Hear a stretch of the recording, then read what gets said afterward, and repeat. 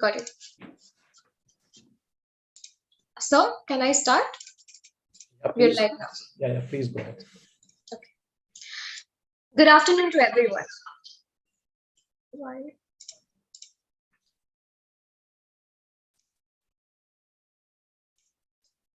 Good afternoon to everyone. I, on behalf of the BRICS Chamber of Commerce and Industry, take utmost pleasure to welcome you all to the webinar on mobility in association with Nivesa Advisors. At the very outset, I would like to welcome our honorable speaker, Mr. Vikram Singhal, Managing Partner, Nivesa Advisors LLP, and our dear delegates. The BRICS Chamber of Commerce and Industry was founded in 2012 with the efforts of eminent professionals, entrepreneurs, industrialists, and bureaucrats from BRICS and beyond. Having its headquarters in New Delhi, India, and country offices in Brazil, Russia, China, and South Africa. In the nearly old decade journey of the Chamber, we have promoted business houses for trade and commerce from all BRICS nations and neighboring countries. The Chamber is empaneled with NITI Aayog and recognized by the United Nations. Our efforts have been recognized by several union ministers of the Government of India and governments of BRICS nations. Mobility has to be seen as an important parameter for sustained growth and as a comprehensive solution rather than the dependence of a single system. One of the key problems facing urban commute in India is the unplanned growth of towns and cities. With building infrastructures already there, it becomes next to impossible to expand roads or, for that matter, the vehicles on the road beyond a certain point.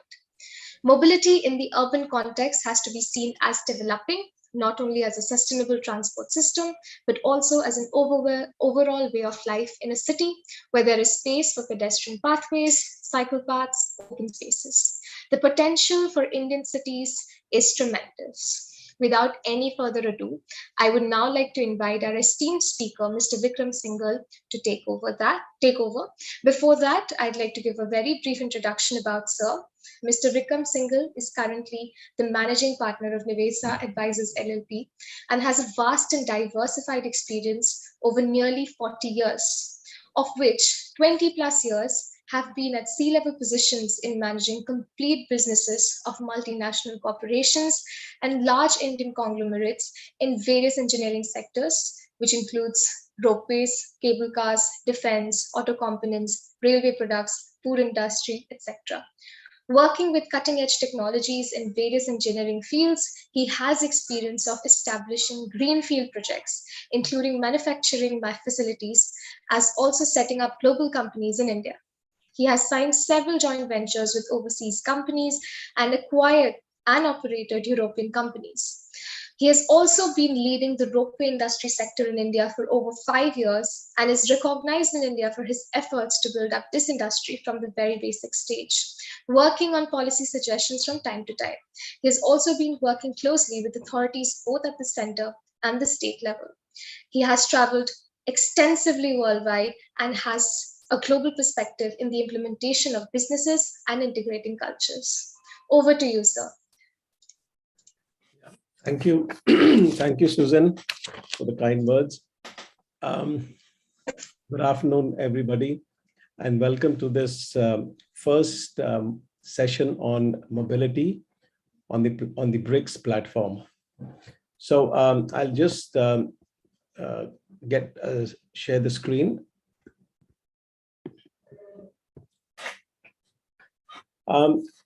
Since this is the first session, I want to keep it at the macro level. And what we will do is we will take you through what is the fact sheet on the global level, a fact sheet at the India level, and impacting mobility. And although mobility is a very vast subject, we will concentrate and focus in this session on the urban mobility, which is actually closest to our hearts. So moving forward, the first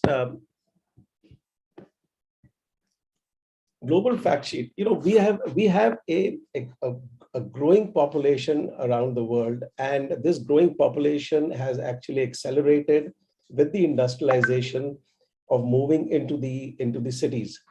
So we see that in terms of some facts and figures, we've seen a 1990 with a 43% population in the urban segment in the cities from 2.3 billion. It is growing up to 68%, and out of which we have a large majority which is going to be in Asia to the tune of 60%, 4.5 billion people very soon. So there is a huge congestion happening, and the basic issue that is happening in these places is that the cities have already been developed. The cities have already been are existing, and people are moving into these cities. So it is actually straining the resources and the infrastructure segments in these very cities. So this is what is happening at a global level. We have the urban infrastructure is a lot under stress. We see it especially happening in the Asian countries and the South American countries because of the growing population. In the European countries and in the United States, since the population is not growing to that extent, the problem is almost non-existent. Although there are some cities, for example, in Paris, where they are facing some congestion issues. I've also touched upon the transport segment over here. And why I've touched on the transport segment is because somewhere this impacts the mobility. When we move goods, they move into the cities, they move through the cities, and it affects how the people actually move. Now, these are some of the challenges that we have to the comprehensive mobility. We have over a billion people who have no access to all-weather roads. We have largely our transportation is based on fossil fuels, and the mechanisms for putting the fossil fuels into a transportation solution is a lot of it is lost in the inefficiencies of the mechanisms. We have a billion cars, which is going to double by the year 2050. We have huge amounts of greenhouse gases which are emitted because of the use of the fossil fuels. On the Indian side, we know that we are the sixth largest economy and the third on power purchasing parity. We have spent in 2021 about 4% of our GDP on infrastructure development, which is actually lower than that of China. I think China is 7 to 8%. So we need to substantially increase. But the main thing is, it is not the figure of 4% as a spend of infrastructure of the GDP is not that important as how it is spent. There has to be a comprehensivity to spending on the infrastructure. One cannot, one cannot have an ad hocism in spending for the infrastructure amounts. For example, if you see that we are building roads fine, connecting the cities, we're increasing the size of the highways in India. That's excellent. But how are we actually linking the smaller cities with this thing? And how are the roads and the infrastructure being planned and developed in the cities themselves? So in effect, what are we talking about? What are we talking about in terms of mobility? Mobility we are talking about is the ease of moving. It is the people who get affected at the end of the day, whether you move people or you move goods. It is the people who get affected at the end of the day. The environment gets affected, environment gets affected, and when the environment gets affected, the people get infected, affected in a way. Goods of transport, because for transportation of goods, you need to build infrastructure. You need to segregate that and also integrate it. Why we say integrate and segregate? Because goods movement is a separate entity and it has to be integrated with the people movement, because at the end of the day, it must benefit people. So when we say it must benefit people, anything that we do is going to be or should be beneficial to the people. So there is traffic management and congestion that has to be managed. We have problems about public transport. Peak hours, the public transport is stretched to the maximum. We see even in the metro cities that the public transportation, especially during peak hours, is woefully short of the actual capacity required. We have been grappling with the problem of last mile connectivity. We have no walking space for the pedestrians. We have no proper places for adequate for parking facilities, and we have absolute shortage of open spaces. and there are no parks, there is no beautification, there is no focus towards beautification, because the roads and the cars themselves take up all the spaces that are available in a particular town.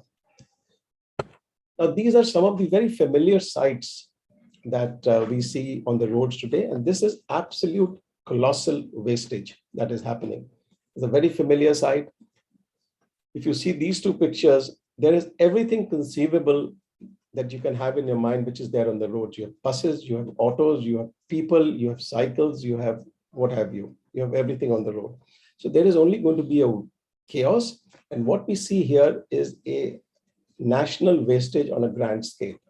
The amount of money that is lost in idling of these systems, and the amount of money that is lost in terms of time wastage by the people to reach their destinations is huge. So what do? What normally happens is, and this is a phrase, a tagline which I had coined some time back, is we have to change our thought process.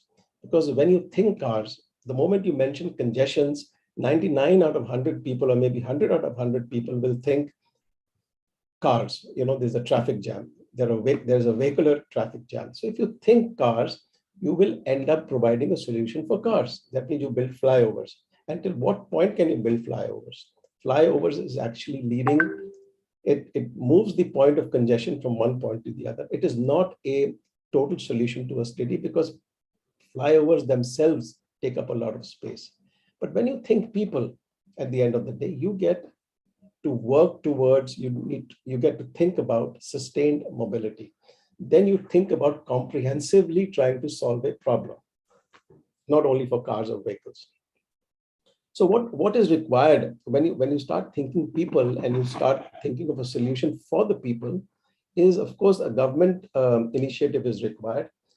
The government needs to identify key cities, which I believe they have done in the Indian context. They have identified cities and designated them as smart cities.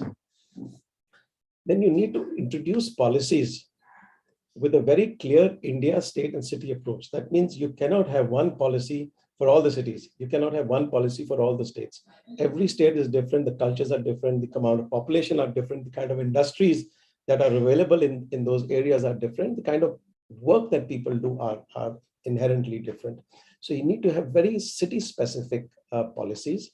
Then you need to plan for that city in terms of a multimodal approach, because without a multimodal approach, you will not be able to provide a sustained mobility system. For example, if you have Delhi, now Delhi, the metro has done wonders, but it has brought its own set of problems in Delhi. If somebody wants to travel from Gurgaon to, I'm talking of NCR, Gurgaon to Chandni Chowk, metro is the ideal form of transportation. But how does the person get from his home to the metro station? If the metro station is about 1 kilometer away, then he needs to get a public transport. Does he have the public transport? If he wants to use his own car to get to the metro station, does he have adequate parking place at the metro station where he can safely park his car? More often than not, the answer to these questions is a no. So he is put into a difficulty. He manages to get into a metro station and then takes the train. Now he loses a lot of time. Sometimes people actually travel more in the last mile to the metro station than the metro journey itself.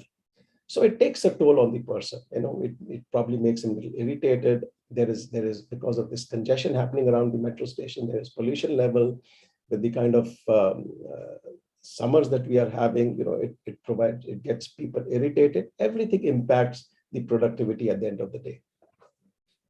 So that is why this last point, efficient mobility, generally aids the process of faster economic growth. Is basically you have good, happy people who have more time less time in commuting and more time to do other things. And you have a happy mind, and a happy mind is a more productive mind at the end of the day.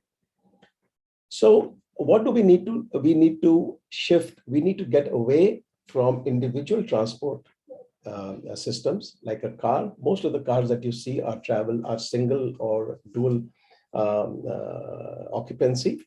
So which is again, a 75 or a 50% wastage of space. We have to adopt the best combination of transportation system. No transportation system can solve the city's mobility issues. You have to have multimodal transportation systems. You have to plan according to the work ethos and the population of a city. You need to have a dedicated plan for the goods movement through the city, the time frames. For example, in a lot of European cities, the goods are not allowed to move during the day. They can only move from 10 o'clock at night to 4 o'clock in the morning. All your stores that take supplies of vegetables or consumables, all supplies are made during the night, so that the daytime commuting is left for the people going for work. So when you do this comprehensive planning, then you will plan for pedestrian space, walkways, you will plan for cycling tracks, and you will plan for open spaces as well. So what is the solution? Now, what we have is, we say solution is in the third dimension. Now, what happens in this planning is, why we are saying in the third dimension is because the cities have already been made. Most of the cities, I think barring Chandigarh in India, they have grown quite haphazardly. So if somebody wants, the roads have already been built, the infrastructure and buildings is already there. There is absolutely no room for expansion of the roads. And we have seen that if you try and bulldoze a transportation system into an existing infrastructure, it absolutely bombs. A good example is the BRT system that various agencies try to implement in Delhi, and on an existing road. So we had huge problems that BRT was a colossal failure. They were moving buses. They were not leaving any space for the cars. So the cars section was totally jammed. The buses were moving freely. There were some cars, they jumped the road and tried to enter into the bus lane. They were caught and fined. The people who got down from the middle path where the buses were, they had difficulty in crossing over to the pedestrian side. So that really failed. So we cannot have an infrastructure and then try to fit in a transportation system, because it is going to fail and it is going to have more problems for the people. So we need to get to a place, to get to a zone where there is nothing there. So that is where we call the third dimension. Now, we already have utilized the third dimension. For example, we have seen this metro has been there. Monorail has also been implemented in India, but inherently it's predominantly an expensive system and with a high maintenance. And it will always have an issue of the kind of capacity that the metro has. So metro would always be a more preferred mode of transport over long distances. Now, where metro is not a cut and paste solution again for all cities. We have seen metro has been a huge success in Delhi. Metro has been a success in Chennai, in Mumbai, but metro has failed in Jaipur. Metro has failed in Kochi. I don't have the exact figures, but I think we have issues in operational break even in these places of the metro.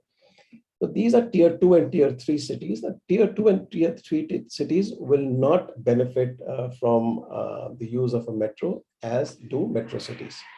So again, it brings to the point that one transportation system is not the solution for all the cities. So you have to have multimodal.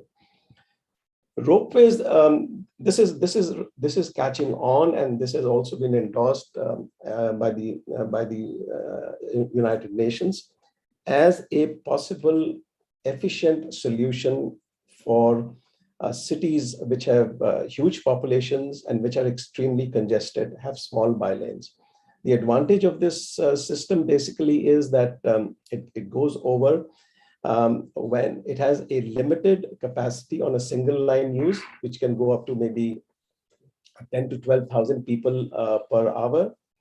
But when you actually set up a ropeway system across the city, then the capacities can go quite high. So it has to be planned in a definitive manner. And in my limited experience of trying to implement this in India has been that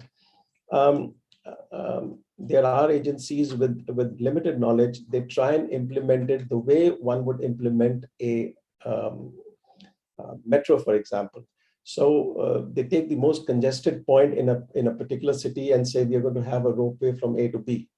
Now, that is only a part solution. You have to look at the city, a tier 2 city. You have to see what the problems of the city are. You have to see the density of that city. You have to see how the population moves in that city, and then plan a comprehensive mobility movement of that city where all the people will move. Now, if you see this particular picture on the left, this is a transformation that actually took place. The road that you see on the picture on the left is a road which was at one time so congested, it took almost 2 hours to cover 1 kilometer. That is how congested this road was. And with this advent of this particular ropeway over here, you have they could actually make a pedestrian walkway. So there is absolute space for the pedestrians to walk. Up ahead on the right side, there is a small park that they have created, and they have hardly any traffic on the road as far as vehicles are concerned. Most of the people move on the cabins overhead. So it's a very nice solution that has happened for this particular city. Future, there are a lot of technologies that are vying for some space. It will take some time for these technologies to come in. Prototypes have to be built, specifications have to be made, they have to be tested for safety, and what standard will they be implemented? Will they hold passenger safety standards to the highest passenger safety standards? And how soon, and the cost of how soon can they be built on the ground? What will be the cost of that build? What will be the return on the investments? What is going to be the operation and maintenance cost? All those will have to be worked out. And we also have our big Indian conglomerates getting into this movement space. The benefit of these systems in the third dimensions are they impact positively on the pollution. They decongest the city. Noise pollution, which is hardly recognized, unfortunately, in India, is one of the major factors which lowers human beings' efficiency in work. That is going to get positively impacted. And all these systems are mostly they will give you a return on their investment, and there are of course a lot of mechanisms available to make these projects viable. At the end of the day, what do we get out of implementing all these systems is that the people are happy moving, they have more time for their families. These are the impacts that take place. They have more time for their family, and a happy mind is a productive mind, and you better the quality of life. Now, that is what is the singular point of our objective, that we should better, when we talk of mobility in a city, we are actually bettering the quality of life of everybody involved. We are bringing them on an equitable platform where the person driving a car easily leaves that mode of transport because he has a more or equally comfortable public transport available. Most of us don't use the public transport is because we don't find it comfortable. It's not easily accessible. There can be crowding. So we say, okay, let's take the lesser of the two evils. We'll drive the car, at least we'll be comfortable, and look for a parking place.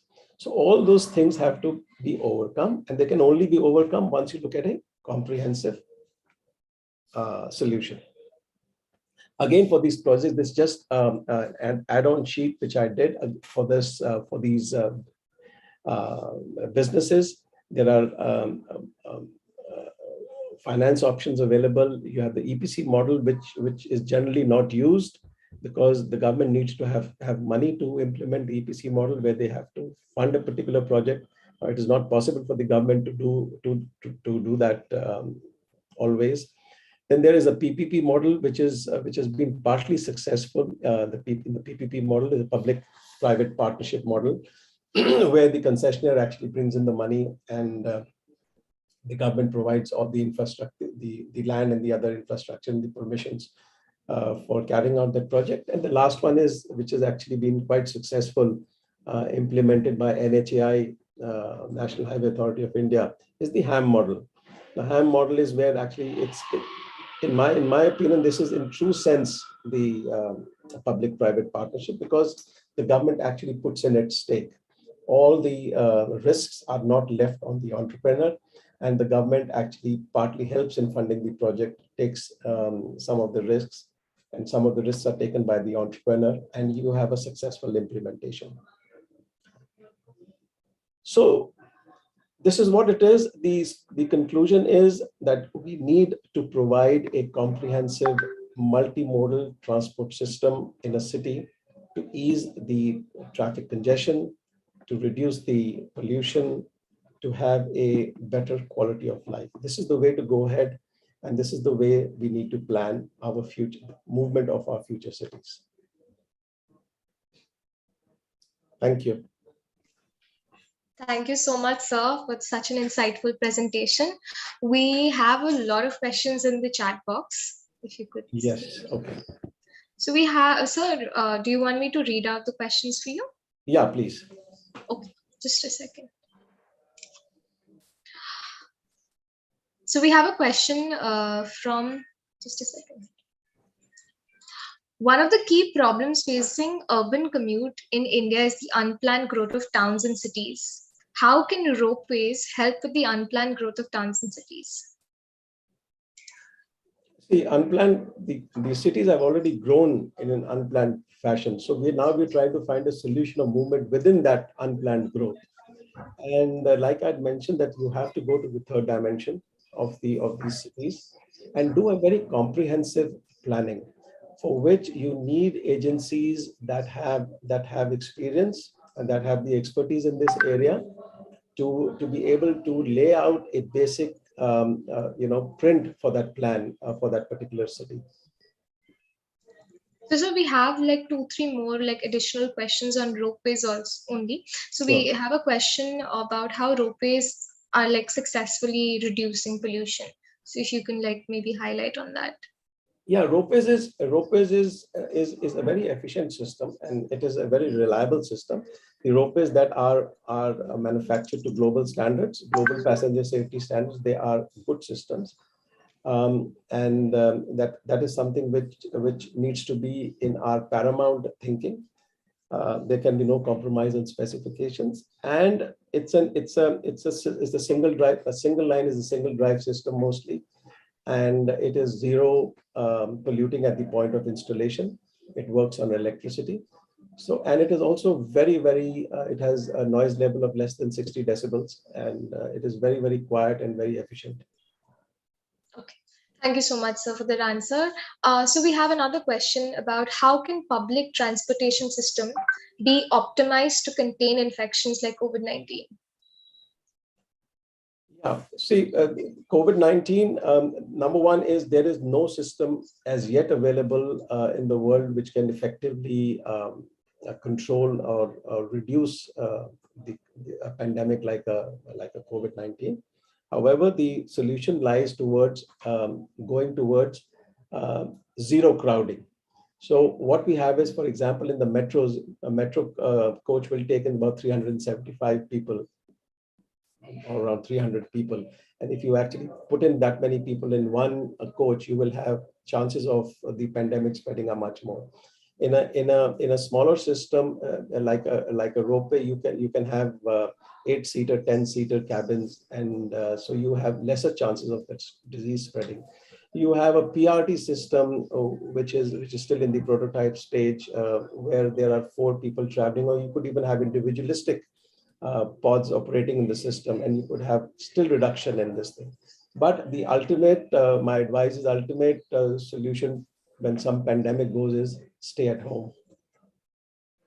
Stay at home.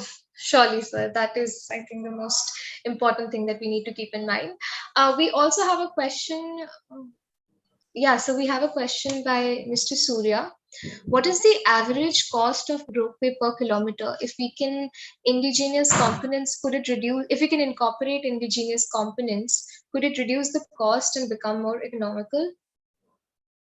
Yeah, you see, ropeways that are imported on a project import.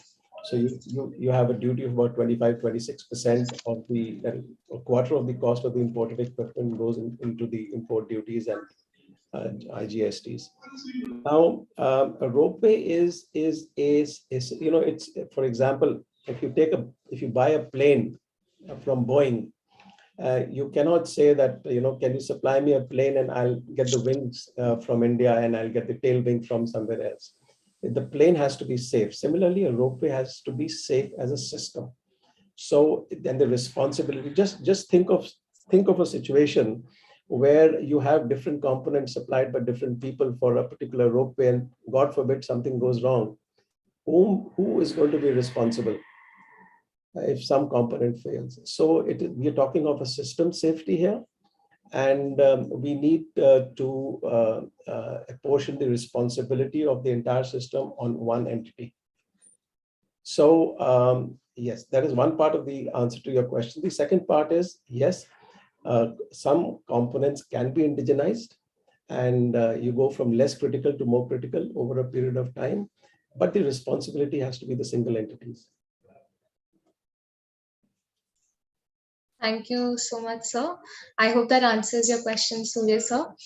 We have another question about electric vehicles. Sorry, yes, sir.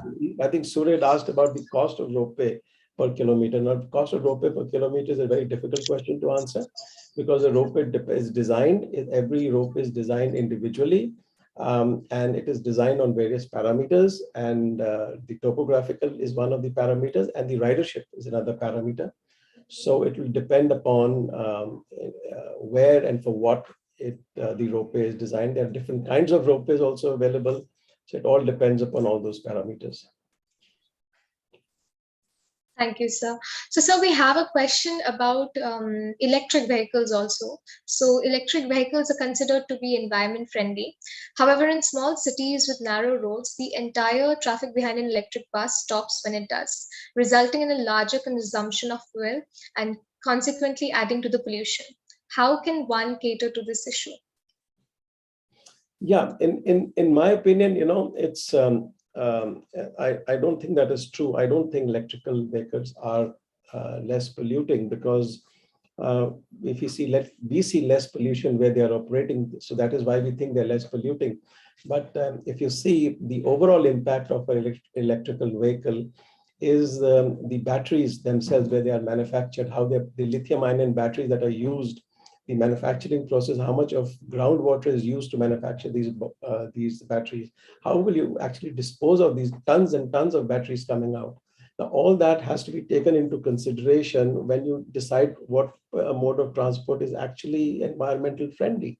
Yes, running an electric bus on the road, it appears it is not bellowing smoke out, so it is environmental friendly. I don't think that's a very myopic view of looking at it. Secondly is, yes, if we have very narrow roads in tier 2 and tier 3 cities, and you're absolutely right, when the bus stops, the entire traffic behind the bus stops, and the idling cost of those vehicles, the pollution levels actually go up. So if we do that from a city perspective also, we will find that they really do not contribute to that much of a reduction, but then that is the only solution we have at the moment in terms of less polluting in the cities. So we have a question from Dia. Metro is an ideal transportation means for large cities, but they're not successful if implemented in tier 2 and tier 3 cities, and not feasible also in hill stations. What, according to you, is a good alternative for the same? You're right, metro is a linear system. So you have distances to go 10, 15, 20, 25, 30 kilometers. Ideal solution is a metro within a city, but it does not take care of the last mile connectivity. So when a metro is being planned, you have to plan adequate parking space so people can actually get to the station and park their vehicles. You need to have tertiary systems going into the town where it is accessible to the residents of that particular city. What was this other part of your question? Sir, if there is any alternative for metros? No, I think the metro is a track-based system, and you can only have more efficient track-based systems, and that itself is quite efficient. So, I mean, that could tomorrow be replaced by a maglev, which is a magnetic levitation train. So the technology might change, but we will still have a track-based system for longer distances within the city. So we also have another question from Surya sir. There was news about Varanasi to use ropeway for transportation. Is there like any update, or if you would have any idea about There was this? news about Varanasi to use ropeway for. Varanasi. Yes, Varanasi is an ongoing requirement, and I feel that the comprehensivity of that city has not been covered. So that remains to be seen as to how that design has taken place and whether it will solve the problem of that city looking maybe 30 years hence, the next 30-year period. If it really solves the problem, that is what has to be looked at. So we have another question about electric vehicle bikes. So electric vehicle bike sharing model in public places can reduce traffic congestion and help the city breathe more clean air. If you have any thoughts regarding this. See, electric vehicles, they're electric vehicles. Okay, you got electric buses, you got electric cars, and you've got electric two-wheelers as well. But if you take a ride around the city, any city, at 2 o'clock or 3 o'clock in the morning, you will find a whole lot of these electric scooters and these cars which are parked absolutely haphazardly on the road. So we already have a problem. The point is that if you want to ease congestion in a city, you have to get off the roads. Anything that you put on the road is not going to help in the long run. Anything that you put on the road is not going to help. So we have another question. Will mobility as a service be regulated into submission? Will mobility as a service be regulated into submission? Regulated into submission? Yeah. Are you talking about regulations for this? Yeah, I think Janendra, if you could unmute yourself and maybe ask the question better, or if you could rephrase it.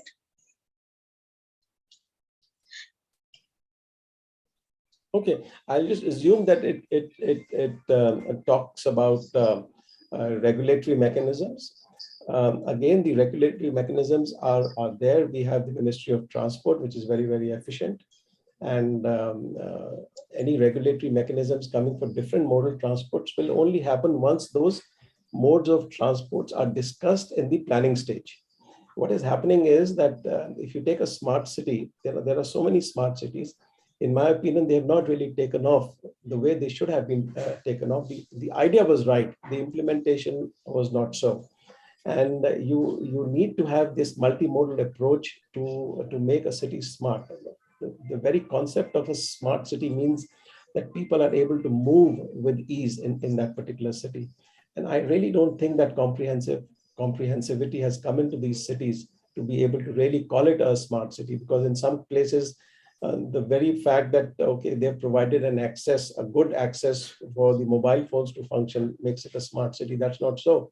People need to move efficiently for it to be really a smart city.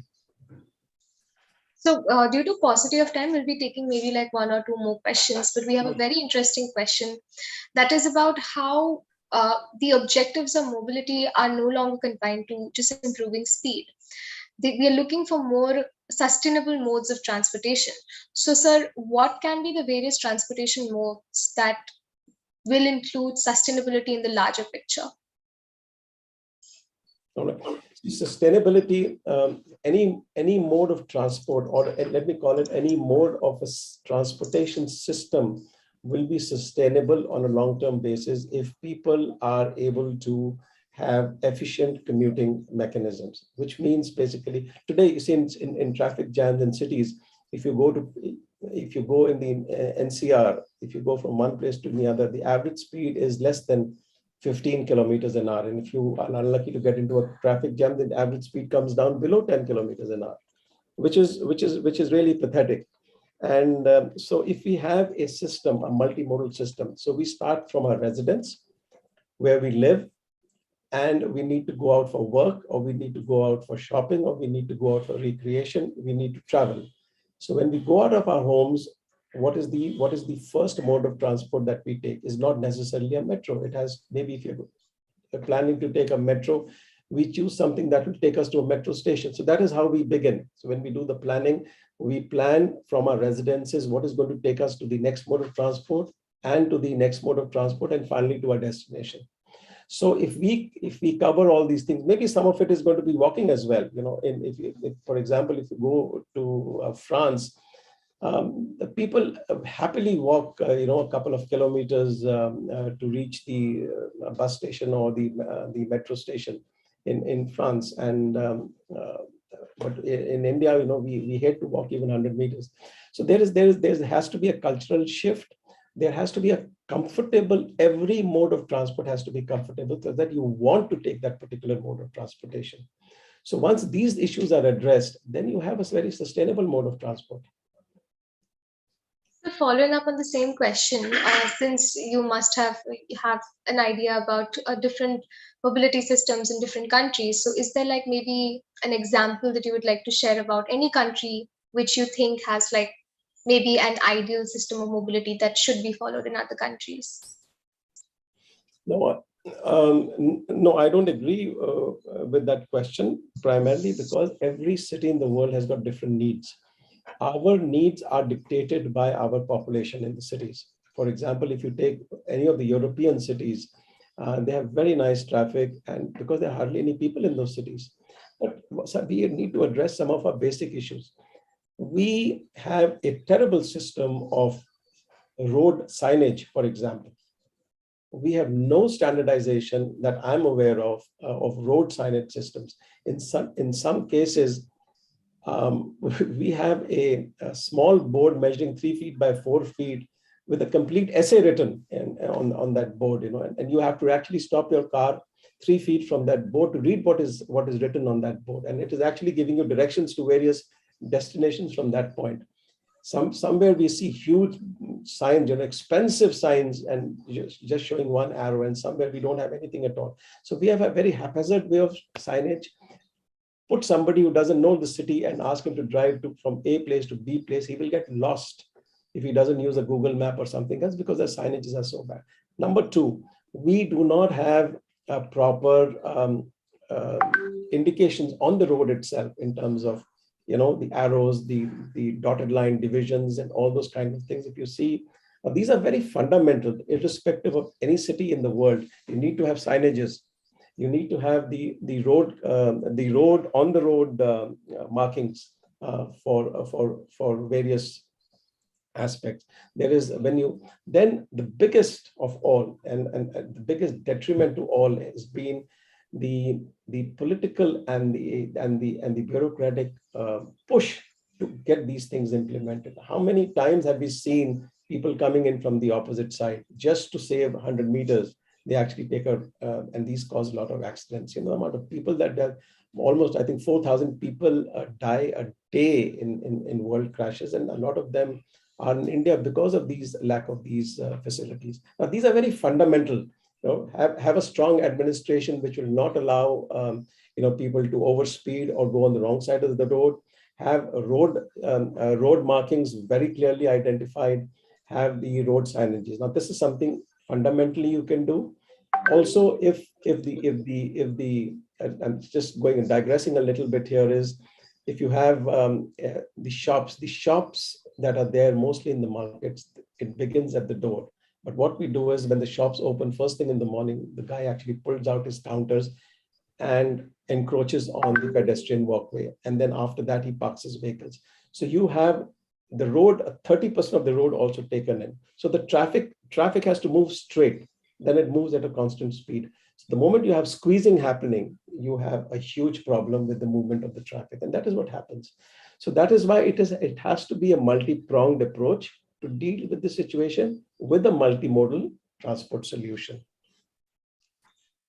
Thank you so much, sir. It was genuinely very, very insightful and interesting. But as we are about to wrap up, maybe, sir, if we could have some concluding remarks from you about the entire agenda that we have. Yeah, thank you so much. First of all, thank you so much for BRICS for organizing this. And I think let's hope this is the first of the many talks we will have on mobility. because it's extremely important, and future we will cover in more and more aspects of mobility because it affects all our lives. And it's a good platform, and we should use this platform to also advise the statutory bodies into better implementation of our cities in terms of mobility of people. Thank you so much, sir. I would now request Ankita ma'am to deliver the vote of thanks. Thank you, Vikram sir. We were contemplating from a lot of months of doing this session. Finally, we did it successfully. And thanks for this insightful session. And with this session, let's start afresh with all the other things that we had in mind on the B2B with the developing nations, with India and with BRICS countries that we could do together in terms of mobility and investments in the same sector. So we look forward to have more of you from now on for these sessions, and let's work together as a team to build up this initiative that we have started. Thank you so much. Thank you so much, Ankita. Thank you so much. I would request everyone, if you can, to switch on your cameras because we'd like to take a small group picture for our social media handles. So whoever can switch on their cameras, if you guys can please switch on.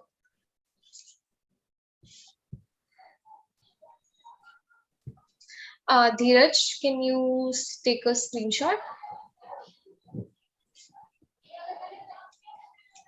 Dheeraj, let me know once you're done. Yes, yes. Just give me a second.